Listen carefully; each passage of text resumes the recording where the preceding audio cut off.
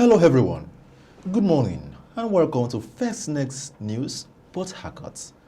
We bring you a brand new program and the name is Daybreak Politics. What's Daybreak Politics about? We'll be giving you stories and of course political stories that you need to understand that have been trending around Nigeria. My name is Zach Jimmy and as usual I'll be having on set Kings Ojalo. We'll be piloting this particular program to the best of interest and will always urge you to sit back, enjoy as we go through the course of the program this morning. Good morning, Mr. Kings. Thank you so much. All right, it's going to be a very exciting program, very brief. And just like I told you in the intro, we look at the trending political stories that have been trending in our political landscape as far as Nigeria is concerned.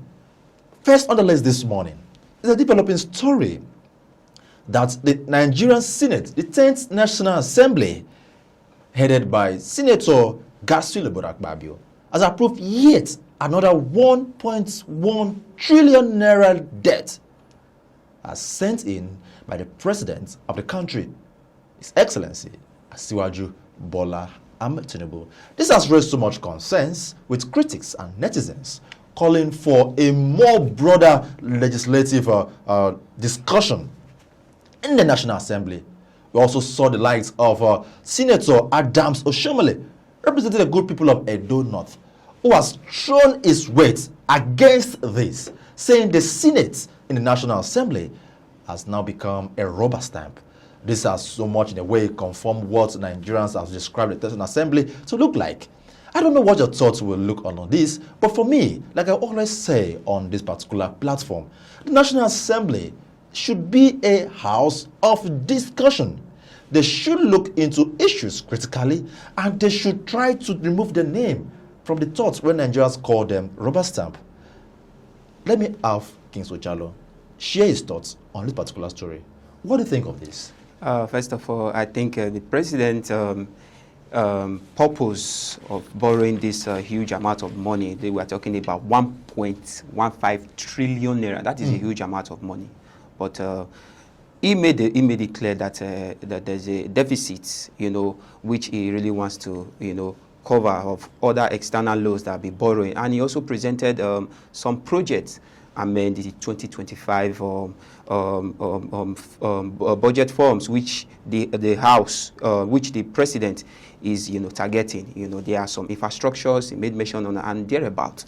So I wouldn't want to, criticize the House of Senate for approving such loan because I know Nigerians will be worried right now. Oh, the president has borrowed another huge amount of money. The Senate has approved this amount. But I will urge Nigerians, to be calm and let us see the outcome of this huge amount. Okay, now let me interject you there. When you say Nigerians should be calm, do not forget the president in his administration since 2023 has been collecting, has been applying, and has been getting so much loans. Yes. And it has called for greater concern. Do not forget earlier in the second quarter of this year, the president said that we have reached our threshold and what we have so far can foot our budget.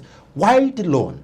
And why do you think Nigeria should keep hoping and waiting? Or perhaps what you are saying that the president can go ahead and collect more loans? No. I am not in the side of the president. Just as you said, he came out to say Nigeria has reached that stage whereby borrowing of loan is no more needed in the country. We have gotten to that stage where we can, stand our ground as an economy. But rather still, the reason why I made that, so that Nigerians could be calm. Indeed, if you look at it, the rate at which our president has been collecting loans upon loans in these years, in his tenure, we can say indeed, yes, there are some aspects whereby we've not gotten any results so far. Okay, look. You should keep borrowing so that we get results. No, of course, I am not in that stand. I should keep borrowing. But what I am just coming in the point of this recent borrowing of loan, that Nigeria should be calm. Nigeria should be calm? Of course. That the president should keep getting loans? Not to keep getting loans, but instead of the laments, there, here and there, They should remain quiet? Because if they remain quiet, the president will keep getting the loan. And that's what you're saying. We should see the outcome, at least now till that. Now, when we talk about outcome, is that presidents be getting loans upon loans. We've not seen any outcome. So what is the guarantee that this 1.1 trillion naira is going to develop some positive outcome? Perhaps it might. Perhaps. Now, we can't be working with perhaps. Yes. Mr. Jallo. We can't be working with perhaps. At this point in Nigeria, we must be working with facts and figures. We should go through.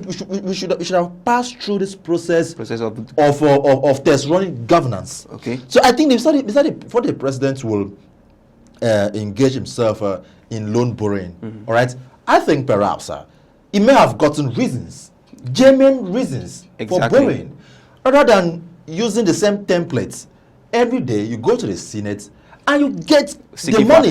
Now, what is the debt profile of Nigeria? If you look at the debt management office, all right, the database, look at the debt profile of Nigeria. Look at as at when it took up office in 2023. How far has it gone? Do not forget that Mr. President, upon his resolution in office, he removed fuel subsidy. The question is, where is the money generated so far? Yes. Don't you think we've generated so far, we've generated so much that we can fend for our needs? Don't you think that we have gotten so much resources that can cater for our fiscal year budget? Why the borrowing? Yes, I understand that borrowing is okay. Right? It is nice for president to borrow, governors to borrow. But the question begging for answer is that how well have we been utilizing this borrowing? And now you're saying Nigeria should be calm. I do not understand that particular problem. Of course, our viewers this morning may have their own reason if they should remaining calm. Do not forget, if the president keep borrowing, it's going to bite out on the economy. Now, and the end of all it all is the common Nigeria that will pay for it, because our economy would dwindle, our naira will be devalued. So, where is the hope? Now, don't get me wrong, Zach. I am not in the side of him borrowing. But we should remain calm.